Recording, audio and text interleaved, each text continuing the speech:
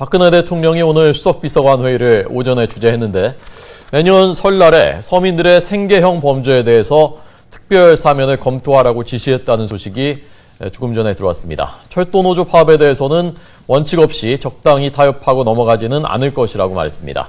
취재기자 연결돼 있습니다. 박기현 기자 나오십시오. 네, 청와대 춘추관입니다. 네, 수석비서관 회의 내용 자세하게 전해주시죠. 네, 박 대통령은 오늘 수석비서관 회의에서 국민들의 생활이 여러 가지로 어렵다면서 서민들의 어려움을 경감해 줄 수 있는 조치가 필요하다고 말했습니다. 그러면서 부정부패와 사회 지도층의 범죄를 제외하고 순수 서민 생계형 범죄에 대해서는 특별 사면을 고려하고 있다고 말했습니다.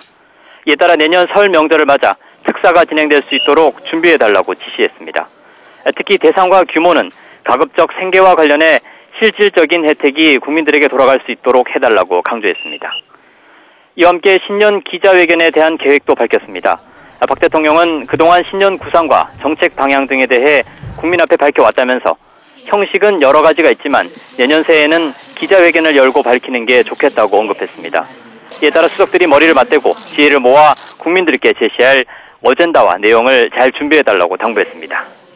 네, 자 여기까지가 조금 전에 전해진 소식이고요. 철도 파업에 대해서는 오전부터 박 대통령 발언 내용이 전해졌습니다. 저 어떻게 발언했는지 정리해 주십시오.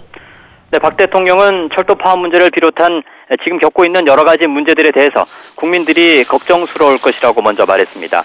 하지만 이런 어려운 때일수록 원칙을 지키고 모든 문제를 국민 중심으로 풀어가야 한다고 밝혔습니다.